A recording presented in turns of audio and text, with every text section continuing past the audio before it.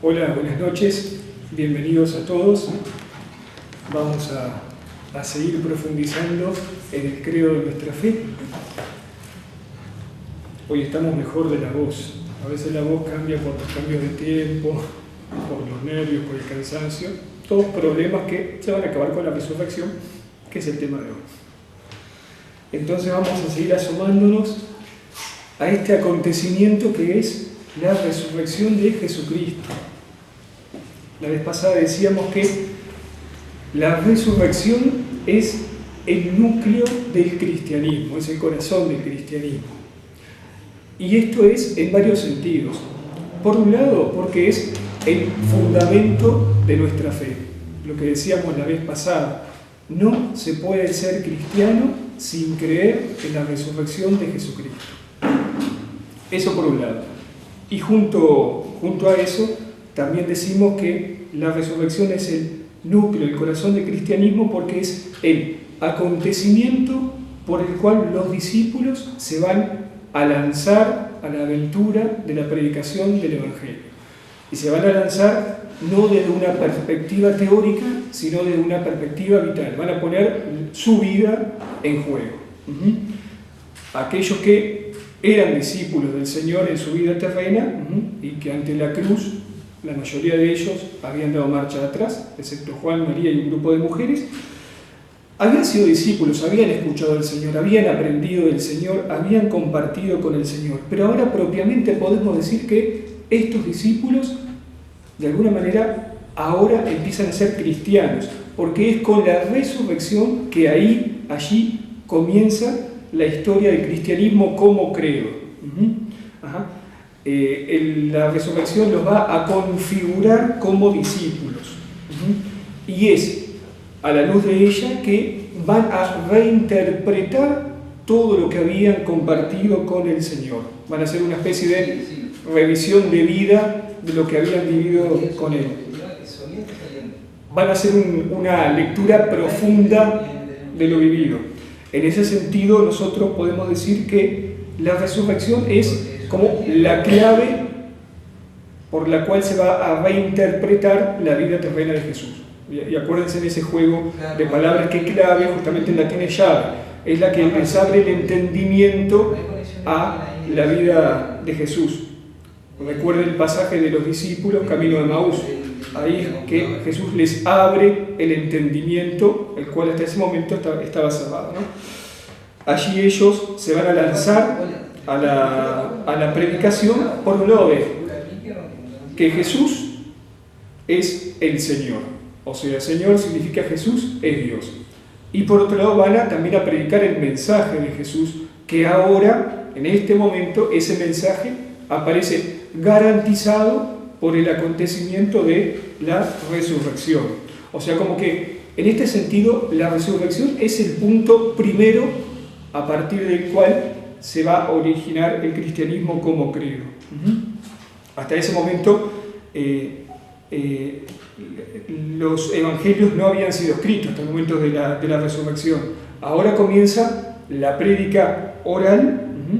En torno se van las comunidades de convertidos, algunos son convertidos del judaísmo, otros convertidos del paganismo, todos proclaman y veneran a Jesús como Señor. Persona concreta que vivió en Palestina, que fue ajusticiado en los comienzos del año 30 y que proclaman como el Kyrios, el Señor. Y este eco de la predicación va a empezar a ser registrado.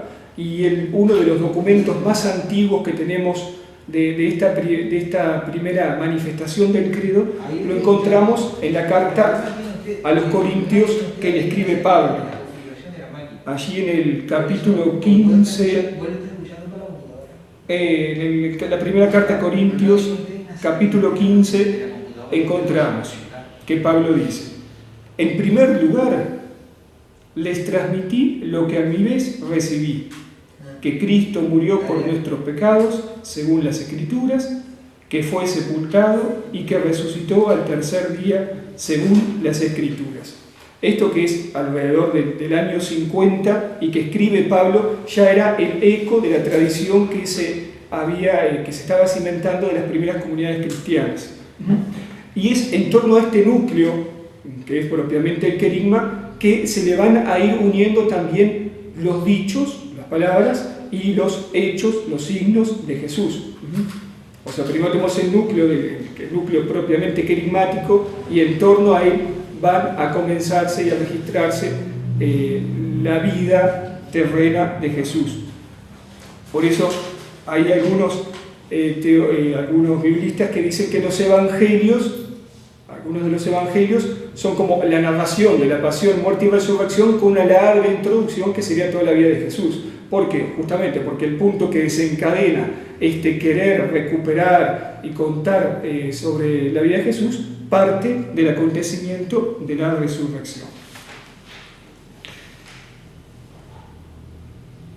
Bueno, también recordemos que sabiendo que la resurrección es la base de nuestro credo, recordemos aquello que Pablo también le escribe a los Corintios en la primera carta. Si Cristo no resucitó, nuestra fe, nuestra predicación es vana, y vana es nuestra fe. ¿A qué vamos con todo esto? Justamente la resurrección como base del credo. Y la vez pasada habíamos comenzado a ver el carácter de originalidad del acontecimiento de la resurrección. Por eso decíamos que ese acontecimiento es sui generis, o sea, es único, es original, es algo inaudito, que no se esperaba, que incluso la propia palabra que utilizan los evangelios, la palabra griega anástasis, ya se usaba anteriormente y ahora se va a tomar prestada, ¿no? En un primer momento esa palabra que indica la resurrección era utilizada en el acto de despertarse cuando alguien se levantaba. Por ejemplo, cuando Jesús está durmiendo en la barca y se levanta, ahí se utiliza la palabra resurrección. También se la utiliza cuando un enfermo se ponía de pie. Ese era el sentido común de la palabra, el levantarse, el despertarse. Ahora se le va a trasladar el significado. Resurrección, anástasis, va a significar salvar la vida de un hombre de la muerte, devolverle la vida. Va a significar la liberación del pecador basada en su conversión, porque es la misma palabra que se utiliza en lo que comúnmente conocemos como la parábola del hijo pródigo. Cuando Jesús dice, estaba muerto y ahora vive, utiliza la palabra resurrección. Y también va a significar la salvación frente a la muerte ya alcanzada por todos aquellos bautizados. Todos estos significados son de la palabra resurrección. Lo que van a hacer los escritores sagrados, van a tomarla en préstamo para describir este acontecimiento único que es la resurrección de Jesucristo. Que acuérdense, yo insisto, ese carácter original, único, sui generis, que incluso Benedicto XVI, recordábamos que llegaba a decir, es textualmente, utilizando el lenguaje científico, la mayor mutación, el salto más decisivo en absoluto hacia una dimensión totalmente nueva que se haya producido jamás en la larga historia de la vida y de sus desarrollos. Un salto de un orden completamente nuevo, justamente para destacar esto, el carácter de inaudito. ¿Qué es lo propio de la resurrección de Jesucristo? Que es la salvación definitiva frente a la muerte. Lo que decíamos la otra vez, no es simplemente el retorno de un muerto a la vida de este mundo. Y este carácter de impacto, como que la palabra propiamente tampoco alcanza para poder significar todo lo que hay detrás del acontecimiento, también lo vemos en los propios relatos que intentan narrar la resurrección. Si nosotros comparamos, por ejemplo, los relatos de la pasión en los evangelios, vemos mucha concordancia. Podemos establecer un orden. Hay como un armazón común de la tradición.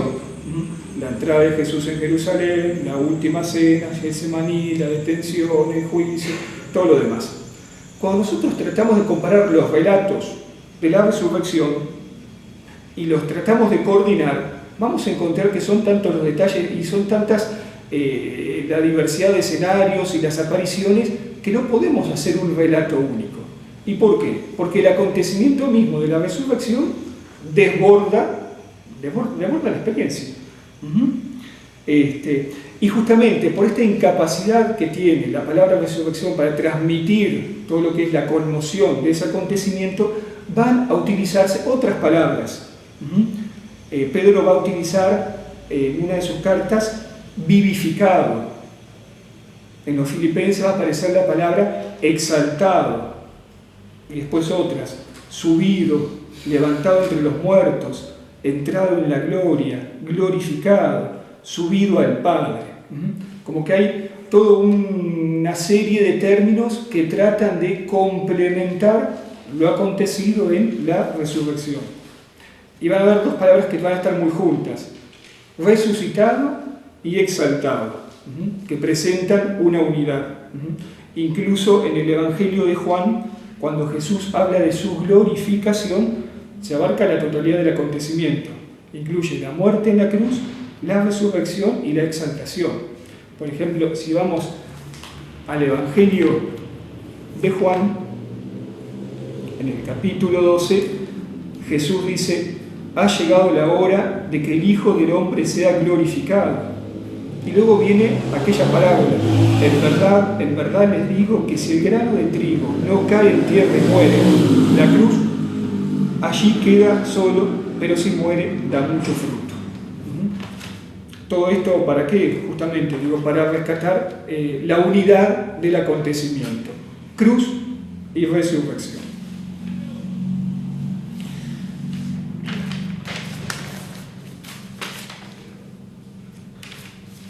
Bueno, vamos a continuar. A ver por dónde.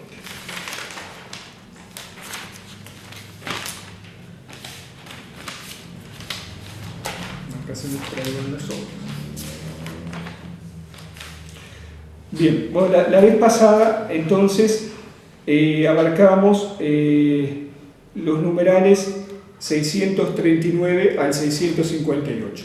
El catecismo en estos numerales trata de abarcar el tema de la resurrección. Nosotros, para abordarlos, vamos a ver 3 puntos y vamos a irlos abordando a partir de los numerales.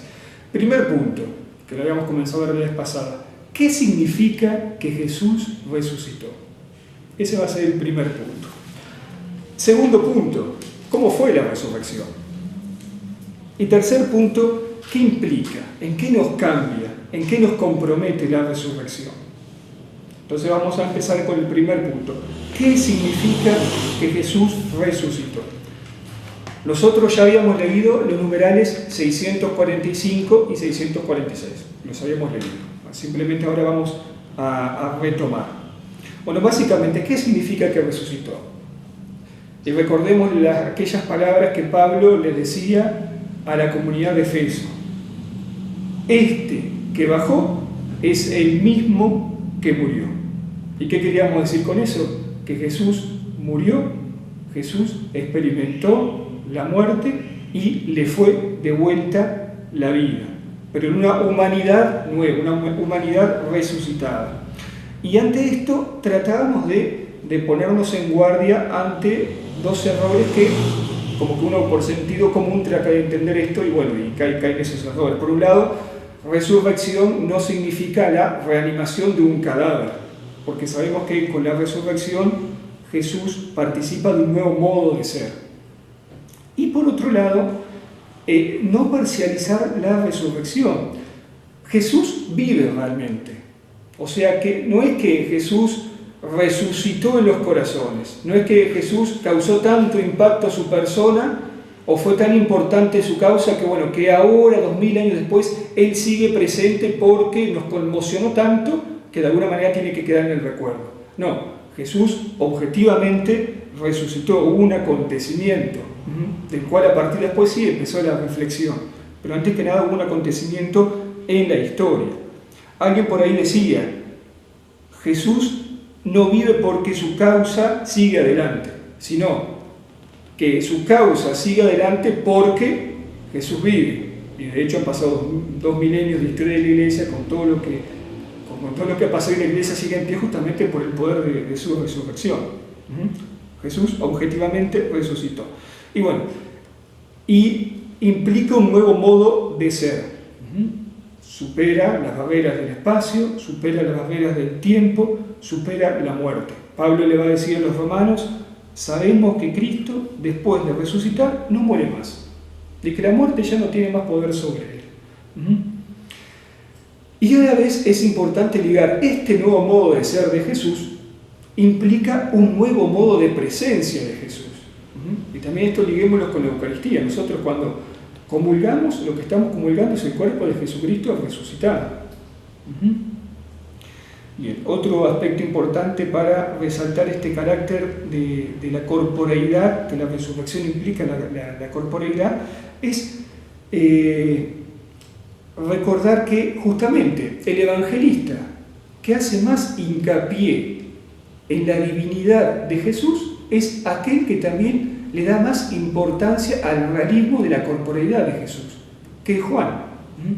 Juan, que es el que habla del verbo, aquel que está en el principio, es el que también va a dar más detalles tratando de poner patente la corporeidad de Jesús. La piedra del sepulcro estaba corrida, el sudario estaba doblado, todas cosas que nos indican de la presencia corporal de Jesús. Cuando Jesús le dice a Tomás, mete tu mano en mi costado. Y esto tiene implicaciones muy profundas, porque en definitiva, ¿qué se nos está diciendo? Que la misma materia es redimida, la misma materia es liberada, es santificada. Los cristianos estamos muy lejos de esa concepción que ven a la materia y a lo corporal como algo negativo. Cristo también redime la materia. Cristo no, después de la resurrección, después de ser hombre pleno, no desecha su cuerpo como si fuera algo de segunda categoría. La resurrección asume la persona entera de Jesús. Y así vamos nosotros, hacia ahí, esa también es nuestra meta. Nuestra meta no es ser seres inmateriales, tipo angelitos en las nubes. No, también la resurrección que esperamos va a ser partícipe de nuestra corporeidad, que también implica nuestra identidad, es lo que somos. Somos materia y somos espíritu, somos una unidad. ¿Cómo será? Eso lo plantean también las primeras comunidades cristianas. Y ahí Pablo va a poner un ejemplo muy interesante. Él va a poner el ejemplo de la semilla y de la planta madura. Ambos es la planta, hay continuidad, pero la diferencia la diferencia está patente, ¿no? Una es una semilla y la otra es una planta. Hay continuidad, pero hay gran diferencia. ¿A qué vamos con todo esto? Esa resurrección de Jesús que implicó la dimensión de toda su persona, alma y cuerpo, es también la que nos espera a nosotros y es la que le espera también al destino, a la historia y al mundo y al cosmos. A ese respecto, uno de los documentos del Concilio Vaticano II, la Gaudium et Spes, va a profundizar en ese aspecto y después vamos a retomar un poquito más. Bien, vamos a continuar con algunas otras cuestiones. Un punto importante es la resurrección, la interpretamos correctamente desde la cruz. Siempre estamos habituados a ver al revés, siempre se nos hace hincapié en lo otro, ¿verdad? Que la cruz la interpretamos correctamente desde la resurrección. Pero también es cierto que la resurrección la interpretamos correctamente desde la cruz. Y pensemos por qué, qué significa eso. Piensen, ¿sería lo mismo que Jesús hubiera resucitado luego de una muerte natural? No sería lo mismo. Jesús resucita luego de haber muerto en la cruz, luego de haber asumido la cruz por amor al Padre y por amor a nosotros. La victoria de la resurrección viene dada